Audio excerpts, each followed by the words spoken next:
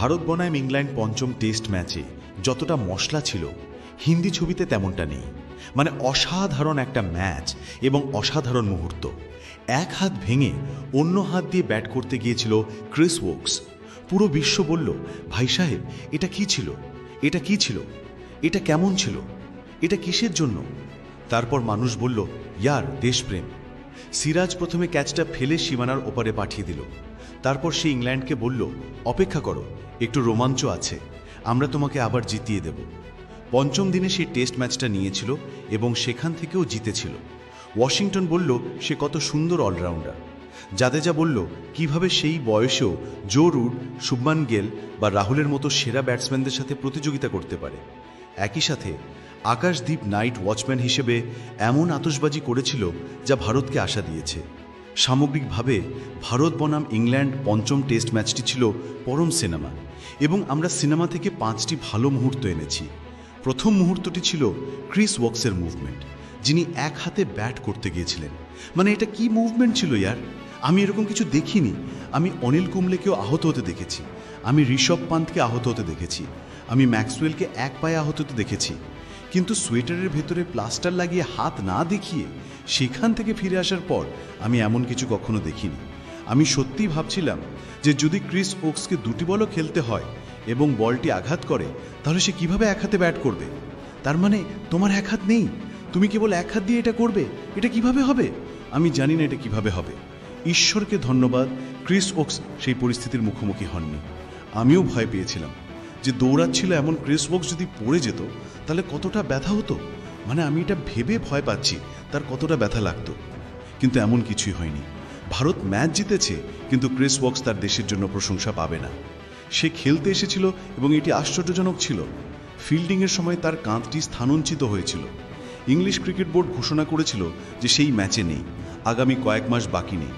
কিন্তু যখন দল সমস্যার সম্মুখীন হয় তখন সে এলো। ইংল্যান্ডের 9ম উইকেট পড়ে গেল।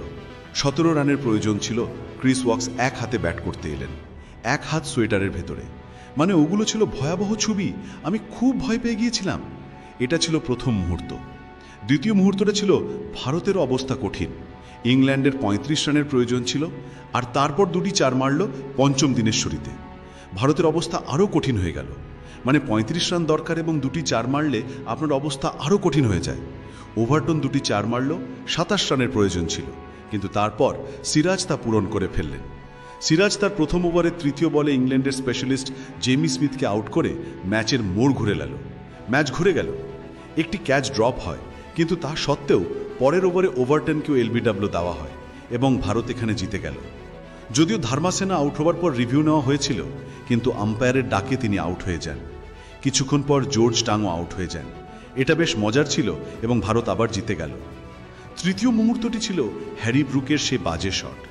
সিরাজ প্রথমে ক্যাচ ফেলেছিলেন এবং তারপরে হ্যারি ব্রুকে একটি ডেলিভারি ছুড়েছিলেন, কিন্তু তারপর ব্রুক অনেক আঘাত করেছিলেন, টি20 স্টাইলে হিট করেছিলেন এবং একসময় 301 রানে 3টে ছিল।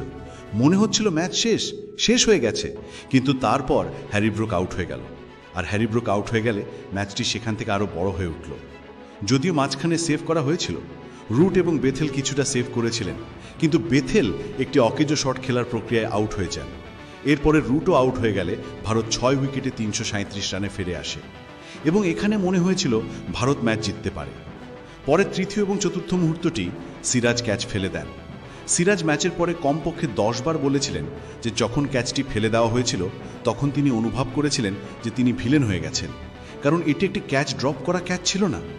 আসলে এটি একটি ক্যাচ ছিল, কিন্তু তিনি ভেতরে গিয়েছিলেন এবং এটি খুব বেদনাদায়ক ছিল, কারণ হ্যারি ব্রুকের মতো ব্যাটসম্যান যদি তাড়াতাড়ি আউট হতেন তাহলে ভারত জিততে পারত। ব্যাটসম্যান হ্যারি ব্রুক 50 রান করেছিলেন, কিন্তু 50 রানও করেননি।